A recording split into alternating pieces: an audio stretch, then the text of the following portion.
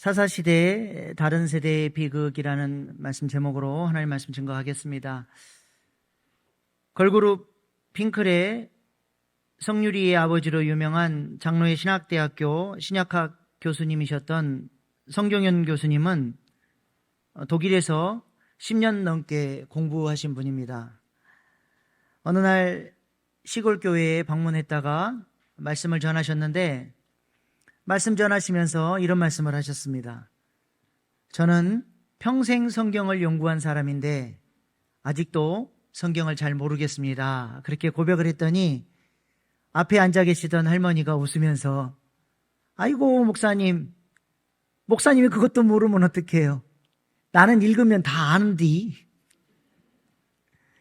성경은 시골 할머니가 읽어도 다 이해할 수 있고 은혜 받을 수 있는 책이고 평생을 연구해도 다 알 수 없는 책이 바로 성경책입니다. 구약 39권 중에 구약학자들이 가장 어려워하고 논리적인 구조와 흐름을 파악하는 데 애를 먹었던 성경책이 있습니다. 바로 신명기서입니다. 아무리 연구를 해도 신명기서를 명확하게 이해를 할 수가 없었습니다. 그런데 20세기 들어서서 고고학이 발달하면서 고대 근동에 이 종주권적 언약 토판들이 발견되기 시작했습니다. 그러면서 고고학의 힘을 빌려서 신명기서가 명확하게 어떠한 구조로 되어 있는지가 밝혀지게 됩니다. 고대 근동의 종주권적 언약의 형식 그대로 신명기서가 쓰여져 있다는 것을 알게 된 것입니다. 종주권적 언약의 형식을 보면 전문이 나오죠. 여기에는 누가 계약을 맺느냐, 누가 갑이고 누가 을이냐가 명시가 됩니다. 그리고 역사적 선, 갑이 을에게 어떠한 은혜의 혜택을 베풀었는지 그것을 이야기를 하죠. 그리고 규정들에서는 갑이 을에게 이러한 은혜들을 베풀었고 너와 내가 이런 관계이니까 을은 이제 갑이 원하는 언약대로 살아야 함을 이야기를 합니다. 그래서 기본 규정들을 얘기하고 거기에 따른 상세 규정들을 이야기를 하죠.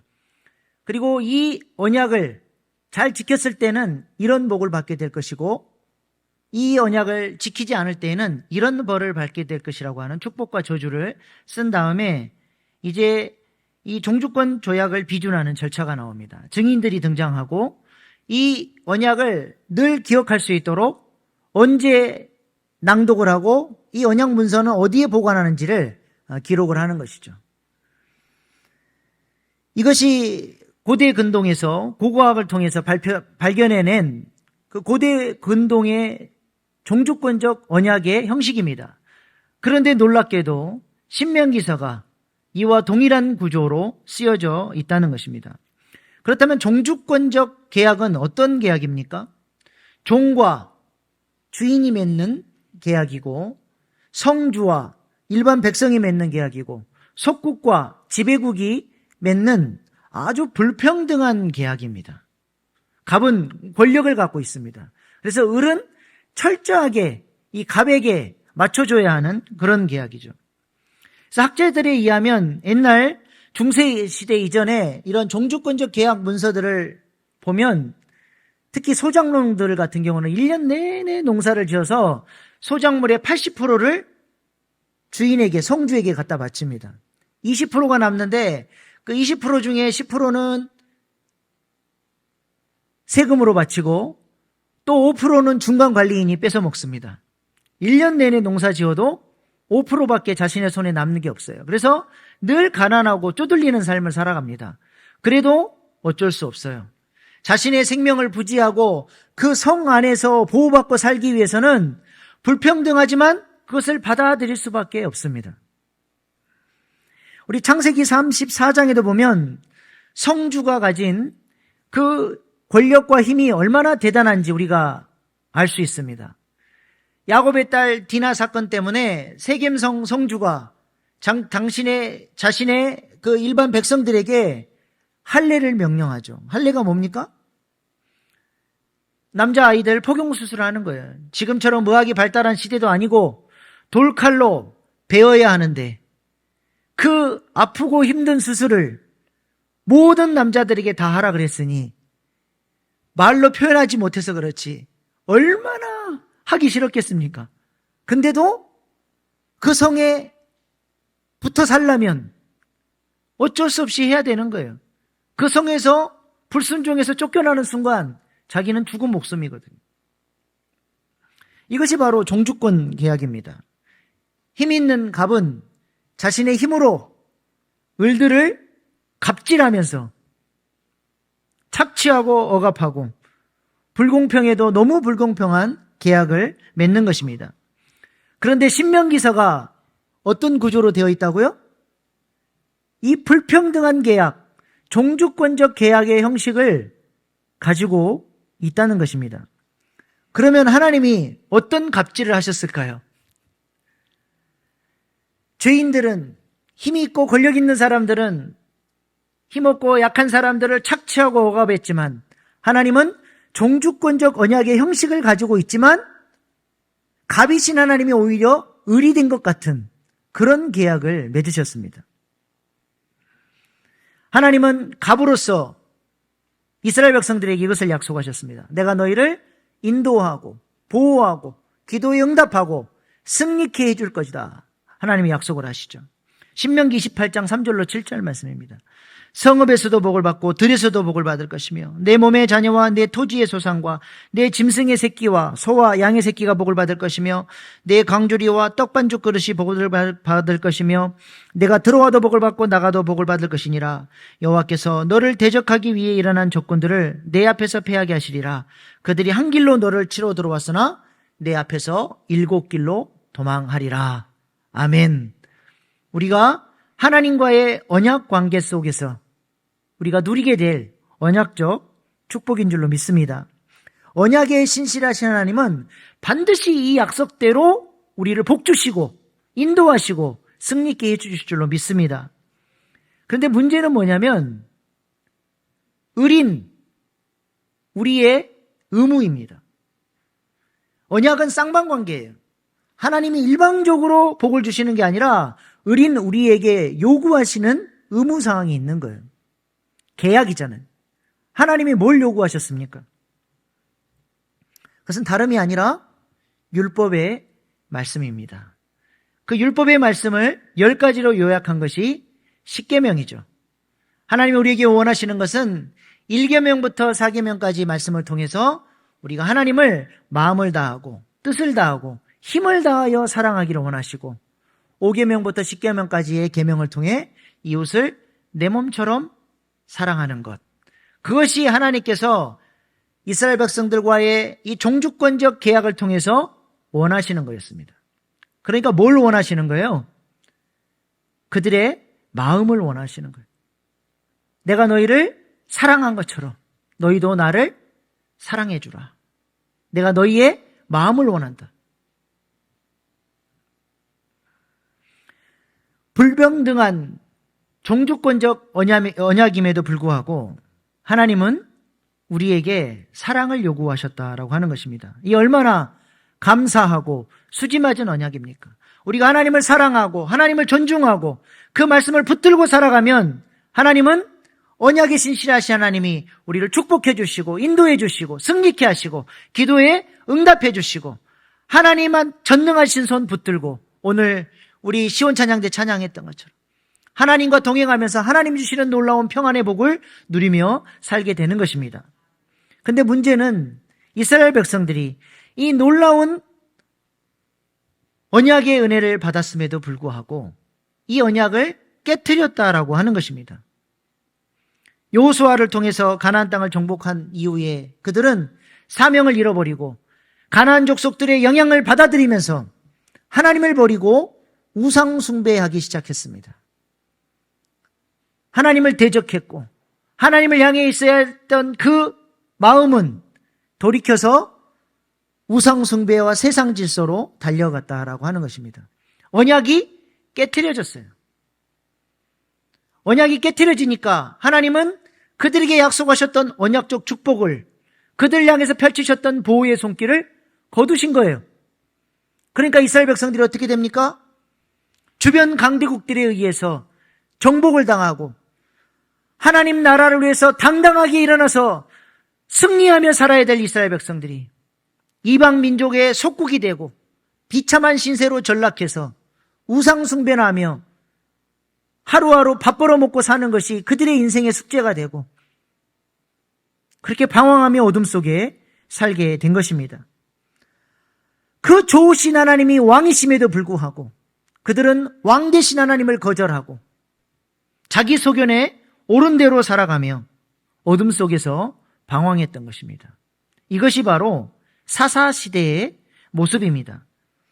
이러한 사사시대의 영적인 참담함에 대해서 우리는 지난주 말씀을 통해 한나의 비극적 삶이 이 사사시대의 영적인 어둠을 보여줬던 것처럼 오늘은 엘리 제사장의 가정이 이 사사시대의 영적인 어두움을 그대로 보여주고 있습니다. 오늘 본문 12절 말씀 보시겠습니다.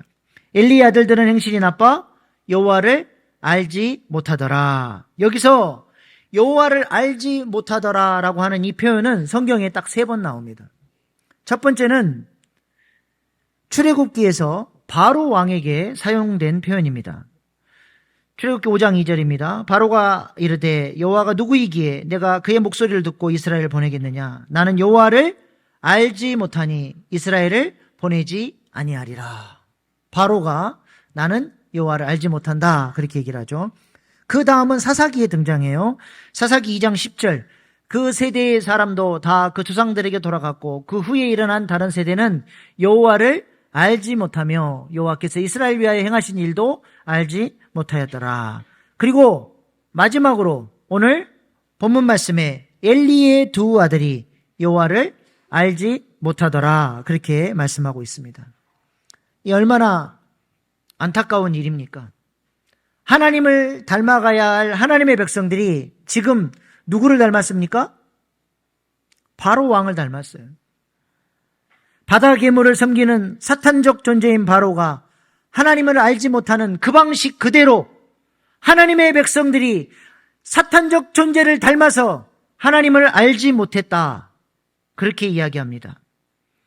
사사기 2장 10절을 다시 보시면 이 하나님을 알지 못하는 세대를 하나님이 뭐라고 말씀하십니까? 그 후에 일어난 다른 세대라고 말씀합니다. 다음 세대가 아니라 다른 세대라고 말씀합니다. 여호수아가 가나안 정복 전쟁을 믿음으로 잘 완수했습니다. 12지파에게 기업을 잘 나눠줬죠. 그러나 결정적인 실수는 자신 이후에 영적 지도자를 세우지를 못했어요. 여호수아와 같은 믿음의 세대들이 떠나면서 믿음의 다음 세대를 세우지 못하니까 영적으로 완전히 다른 세대가 일어나서 400년 동안이나 영적인 어둠 가운데 살아야 했던 사사시대가 도래한 것입니다. 내가 우리의 자녀들에게 신앙 전수를 포기하는 순간 우리 자녀들은 영적으로 다른 세대가 되는 것입니다. 그냥 다른 세대가 아니라 사탄적 존재인 바로를 닮은 그런 다른 세대가 된다는 것입니다. 사탄은 지금도 이 시대의 흐름 속에서 우리의 자녀들에게 영향력을 끼치고 우리의 자녀들을 자신의 소유 삼으려고 호시탐탐 노리고 있습니다. 과거 노예제도가 있던 시절에 주인들이 자신들의 노예가 자신들의 소유임을 확인하기 위해서 도장을 찍었습니다. 사진 보여주십시오. 불인들을 통해서 이마와 손목에 도장을 찍어서 이 노예는 우리 집 소속이다라고 하는 것을 드러내기 위해서 저렇게 도장을 찍었습니다. 그런데 문제는 사탄이 어둠의 영들이 우리 자녀들에게 저 도장을 찍으려고 한다는 것입니다. 요한계시록 13장 16절 18절 말씀입니다. 그가 모든 자, 곧 작은 자나 큰 자나 부자나 가난한 자나 자유인이나 종들에게 그 오른손에나 이마에 표를 받게 하고 누구든지 이 표를 가진 자 외에는 매매를 못하게 하니 이 표는 곧 짐승의 이름이나 그 이름의 수라. 지혜가 여기 있으니 청명한 자는 그 짐승의 수를 세어보라. 그것은 사람의 수니 그의 수는 666이니라. 사탄이 문화를 통해서, 유튜브를 통해서, 이 세상 질서를 통해서 우리 자녀들에게 영적인 도장을 찍고 너희들은 내 소유다라고 선언하려고 한다는 것입니다. 그래서 하나님은 우리에게 무엇을 명령하셨습니까? 우리 자녀들에게 어떻게 하라고 명령하셨습니까? 신명기 6장 6절로 9절 말씀입니다. 오늘 내가 내게 명하는 이 말씀을 너는 마음에 새기고 네 자녀에게 부지런히 가르치며 집에 앉아 있을 때든지 길을 갈 때든지 누워 있을 때든지 일어날 때든지 이 말씀을 강론할 것이며 너는 또 그것을 내 손목에 매어 기호로 삼으며 내 미간에 붙여 표로 삼고 내 집 문설주와 바깥문에 기록할지니라. 사탄이 도장 찍기 전에 하나님의 말씀으로 자녀들을 신앙 양육함으로써 하나님의 말씀으로 도장을 찍고 하나님의 소유가 되는 다음 세대로 너희 자녀들을 키워내야 한다라고 하나님이 말씀하시는 것입니다. 그래서 유대인들은 지금도 저 말씀 그대로 문자 그대로 받아들여서 태필린을 합니다. 사진 보여주십시오. 가죽띠를 띠고 손목과 이마에 말씀을 붙이고 나는 하나님의 소유입니다. 나는 하나님을 위해서 살아야 합니다. 하루 3번씩 태필린 기도를 하는데 포로로 끌려갈 때도 종으로 팔려갈 때도 자녀들에게 이 태필린만은 잊어버리지 않도록 전수하고 또 전수했습니다. 다니엘이 하루에 3번씩 기도했죠. 뭐 했을 것 같아요? 저 태필린 기도한 거예요. 저 태필린 안에는 4가지 말씀이 기록되어 있습니다. 첫 번째, 하나님께서 나를 구원하셨다. 나는 하나님의 소유고 하나님의 백성이다. 두 번째, 하나님의 백성은 이제 하나님을 왕으로 모시고 내 마음을 주님께 드리고 첫 것을 드리고 하나님이 나에게 가장 소중한 은혜를 주셔서 나로 하여금 하나님 자녀 되게 하셨으니 나도 하나님 앞에 첫 것을 드리고 최우선순위를 드리고 하나님을 왕으로 모시고 살겠다라고 하는 말씀입니다. 세 번째는 내게 주신 이 은혜를 나만 누리고 끝나는 것이 아니라 우리 자녀들에게 전수함으로써 우리 자녀들을 믿음의 다음 세대로 키워내겠다는 것입니다. 그것이 하나님을 마음을 다하고 뜻을 다하고 힘을 다하여 사랑하는 것이라는 것이죠. 그리고 마지막으로 이렇게 하나님의 백성답게 말씀 붙들고 살아가는 자에게 하나님께서 이러이러한 복을 주실 텐데 이 복이 우리 가정에 우리의 삶 속에 이루어지게 해주십시오. 그 복을 선포하고 기도하는 거예요. 이것을 통해서 하나님의 도장을 말씀으로 자녀들의 마음에 새겨 넣는 거예요. 제가 지금도 기억하는 것은 유학 시절에 제가 샌프란시스코 공항에서 비행기를 타려고 기다리고 있는데 제 옆에 앉아있던 백인 청년이 갑자기 일어나더니 가방에서 주섬주섬 뭘 꺼내요. 태필린을 꺼내는 거예요. 손목에 감고 이마에 감고 성경책 탁 들고 중얼중얼 하나님 말씀을 읽고 기도하는 모습을 봤습니다. 얼마나 당당한지요. 자신이 믿고 있는 신앙에 대해서 전혀 부끄러우거나 꺼리낌이 없습니다. 우리는 식당에 가서 식사 기도하는 것도 부끄러워하지 않습니까? 어떤 분이 그러더라고요. 저기는 식사 기도하는 게 부끄러워서 눈물 닦는 척하면서 그 순간에 기도해버린대. 하나님 아버지 감사합니다.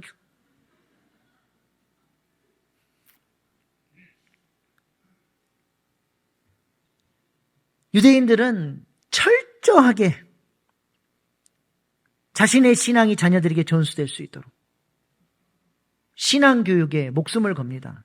그것이 바로 하나님을 마음을 다하고 뜻을 다하고 힘을 다하여 사랑하는 방법이라고 믿기 때문에 그렇습니다.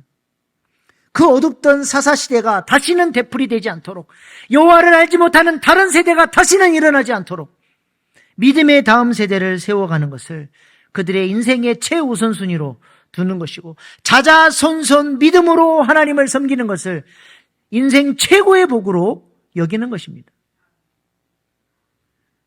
우리는 어떻게 해야 되겠습니까? 여호와를 알지 못하는 다른 세대가 아니라 여호와를 아는 믿음의 다음 세대를 세워나갈 수 있도록 우리부터 우선순위를 하나님께 두고 하나님을 잘 섬기는 신앙의 모범을 보이고 하나님을 어떻게 섬겨야 할지 자녀들에게 신앙을 전수하면서 믿음의 가정을 세워나갈 수 있는 저와 여러분 될 수 있기를 바랍니다. 우리가 여호와를 안다 라고 할 때 이 안다라고 하는 히브리 단어는 야다라고 하는 단어인데요. 들어서 아는 지식적인 알미 아니라 경험적인 알을 말합니다. 좀 더 구체적으로는 성적인 경험을 통해서 안다라는 거예요. 아주 긴밀하고 은밀하고 하나님과의 깊이 있는 경험을 의미하는 단어가 바로 야다입니다. 다윗이 골리앗과 같은 거인을 상대할 때 두려워하지 않고 여호와의 이름으로 달려나갈 수 있었던 비결이 무엇입니까? 다윗은 그의 삶 속에서 그를 보호하시고 인도하시고 지켜주셨던 하나님을 야다했기 때문에 그렇습니다. 곰과 사자로부터 자신을 지켜주셨고 양들을 지킬 수 있도록 하나님께서 보호해 주셨던 그 하나님을 경험했기 때문에 골리앗과 싸울 때도 나를 지켜주셨던 그 하나님이 지켜줄 줄 알고 믿음으로 달려나갈 수가 있었던 거예요. 그가 시편 23편에서 사망의 음침한 골짜기로 다닐 때에도 두려워하지 않을 수 있었던 것은 하나님의 지팡이와 막대기가 저를 지켜주셨던 그것을 야다했던 경험이 있기 때문에 담대하게 고난 속에서도 하나님을 바라보며 나아갈 수가 있었던 것입니다. 여러분은 어떤 하나님을 야다하셨습니까? 그 하나님을 자녀들에게 전수해 주시기를 바랍니다. 우리의 자녀들도 하나님을 경험적으로 야다할 수 있도록 가르칠 수 있기를 소망합니다. 우리가 그러한 신앙의 전수를 포기하는 순간 우리 자녀들은 다음 세대가 아니라 다른 세대가 되는 것입니다. 사사시대에 왜 그런 영적인 어둠이 찾아왔습니까? 신앙 전수가 이루어지지 않았기 때문에 그랬던 것입니다.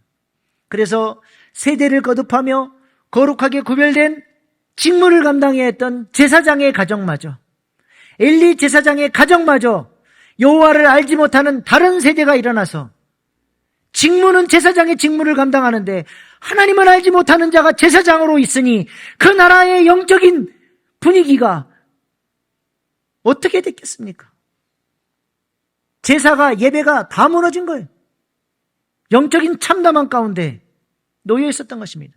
이것이 사사시대의 모습이고 사무엘서가 시작되는 배경인 것입니다.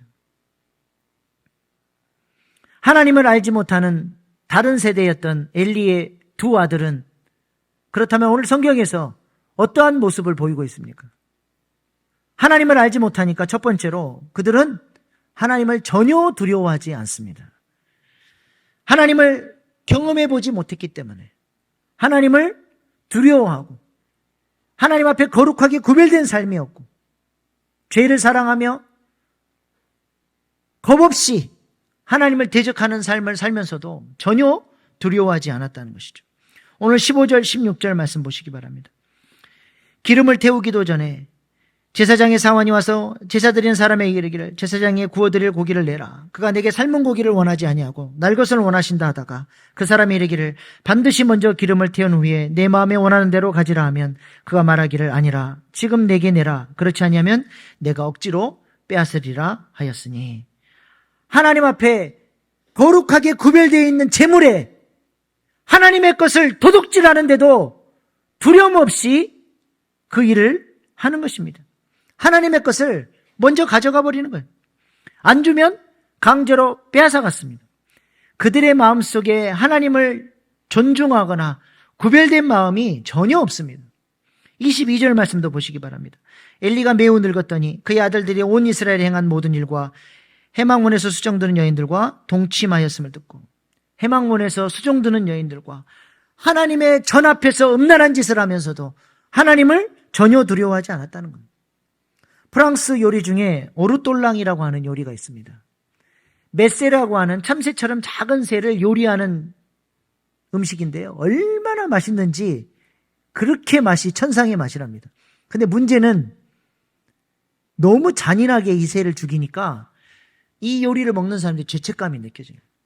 이렇게 잔인하게 잡아먹으면 하나님이 보시면 진노하실 것 같으니까 무서워서 어떻게 해요? 저렇게 흰 천을 둘러쓰고 하나님이 안 보도록 그 밑에 숨어가지고 그 요리를 먹는다는 거예요. 그 잔인한 요리를 먹으면서도 적어도 하나님을 두려워하는 마음은 있잖아요. 그런데 홈리와 비느하스는 하나님이 지켜보신다, 하나님이 살아계신다, 이 신앙마저도 잃어버린 사람 같습니다. 전혀 하나님을 두려워하지 않습니다. 그러니까 아버지가 그들의 죄를 지적하고 책망을 해도 전혀 회개하지 않아요. 24절 25절 말씀입니다. 내 아들아 그리하지 말라. 내게 들리는 소문이 좋지 아니하니라. 너희가 여호와의 백성으로 범죄하게 하는도다. 사람이 사람에게 범죄하면 하나님이 심판하시려니와 만일 사람이 여호와께 범죄하면 누가 그를 위하여 간구하겠느냐 하되 그들이 자기 아버지의 말을 듣지 아니하였으니 이는 여호와께서 그들을 죽이기로 뜻하셨음이더라. 죽음의 심판이 눈앞에 와 있는데도 영적인 눈이 닫히고 귀가 닫혀 있으니까 이 심각한 상황을 알지 못하고 담대하게 사망의 길로 달려가고 있는 것입니다. 여러분의 자녀들은 어느 쪽 길로 달려가고 있습니까? 하나님을 존중하고 하나님을 두려워할 줄 아는 자녀들입니까? 여러분의 신앙의 조언이 먹혀들고 있습니까? 여러분들과 신앙적인 대화가 되는 자녀들입니까? 우리가 영적인 경각심을 가지고 우리 자녀들을 위해서 통곡하며 기도하며 눈물 뿌려 기도해야 될 줄로 믿습니다. 그 간절한 기도를 통해서 하나님께서 우리 자녀들의 마음을 만져주시고 주님께 돌아오게 하실 줄로 믿습니다. 언젠가는 돌아오겠지. 막연한 낙관을 가지고 기도도 하지 않고 경각심도 가지지 않고 그렇게 살아서는 안 된다는 것입니다.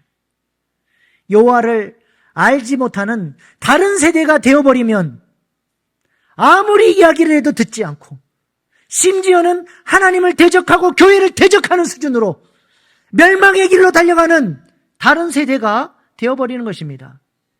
열왕기하 2장에 보면 이스라엘 백성임에도 불구하고 다른 세대가 되어 여호와 하나님을 모독하고 조롱하다가 심판받는 사람들이 등장합니다. 열왕기하 2장 23절로 24절입니다.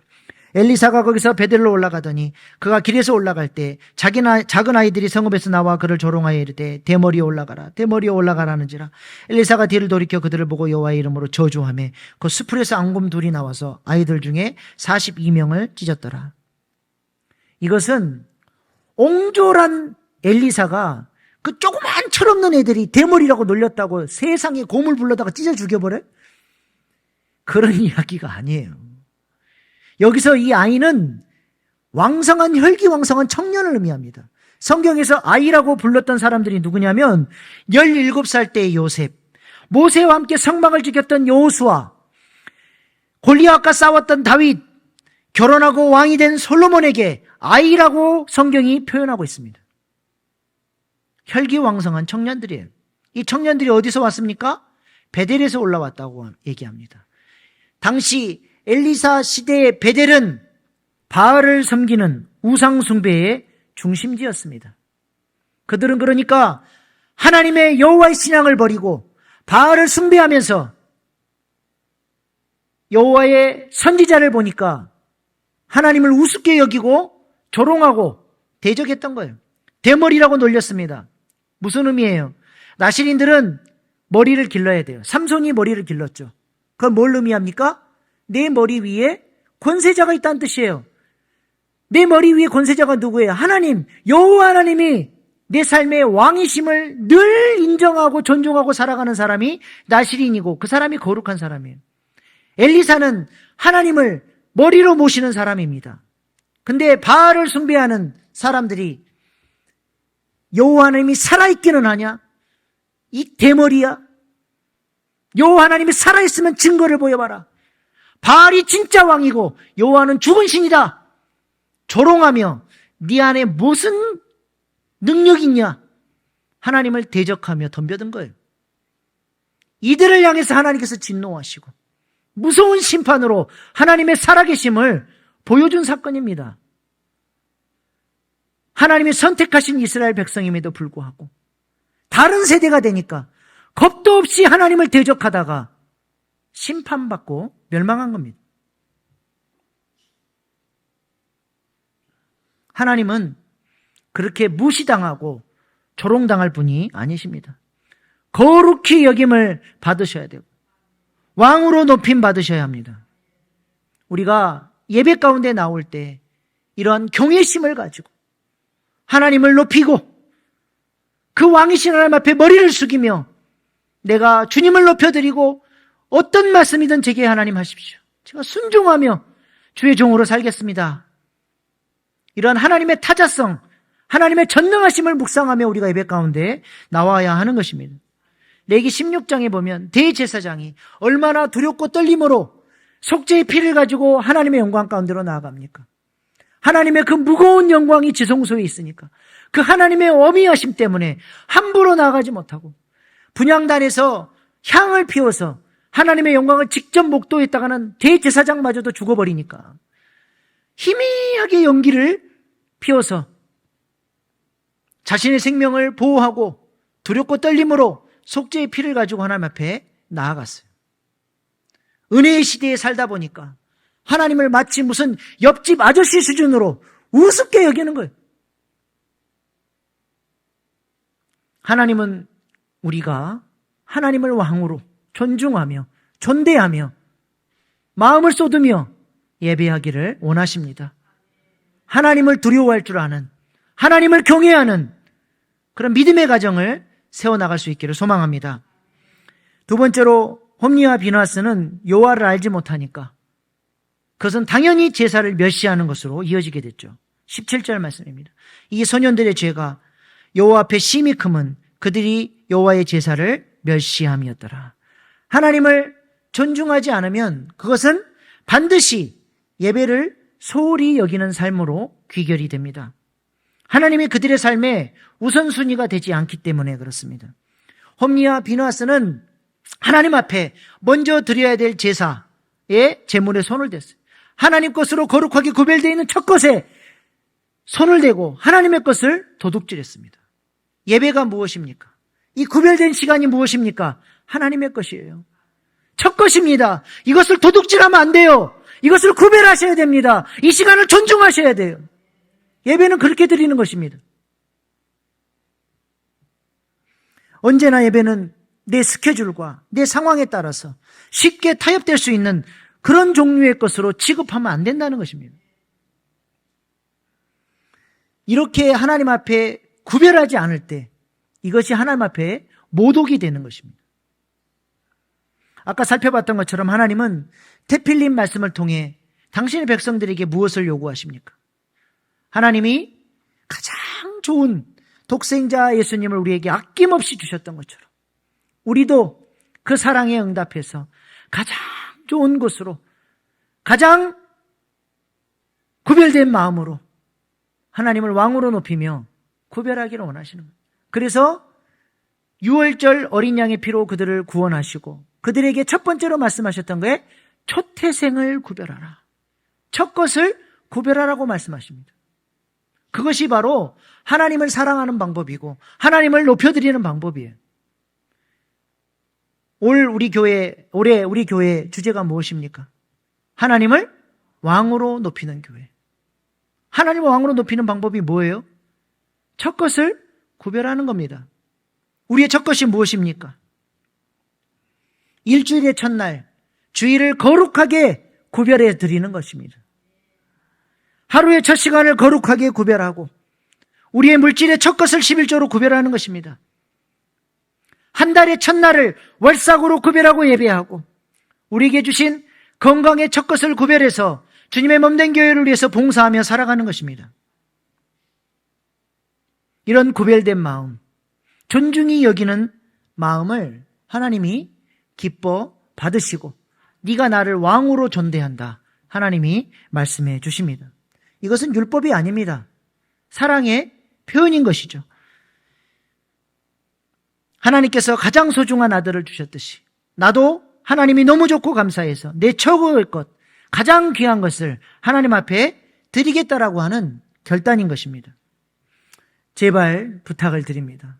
여러분의 자녀들이 다른 세대가 되지 않도록 하나님을 존중히 여기는 마음을 가르치시기를 바랍니다.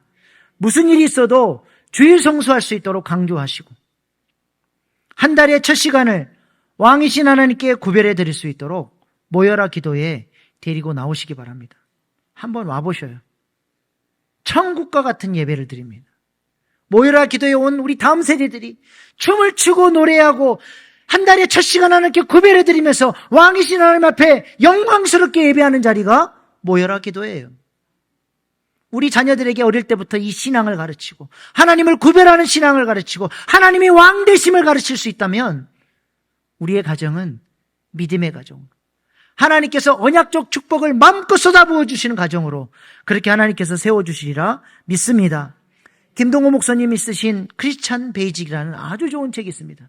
기독교의 기초를 잘 가르쳐주고 있어요. 이 책에서 김동호 목사님이 강조하는 게 무엇입니까? 하나님을 존중하는 마음, 구별된 마음을 강조합니다. 우리의 믿음의 선진들이, 우리 앞세대들이 하나님을 어떻게 섬겼냐? 하나님 앞에 예물 드릴 헌금을, 새돈을 준비하고 새돈이 없으면 다름질까지 해서 미리미리 예물 하나님 앞에 정성껏 준비하고 주일날은 가장 좋은 옷을 입고 깨끗한 옷을 입고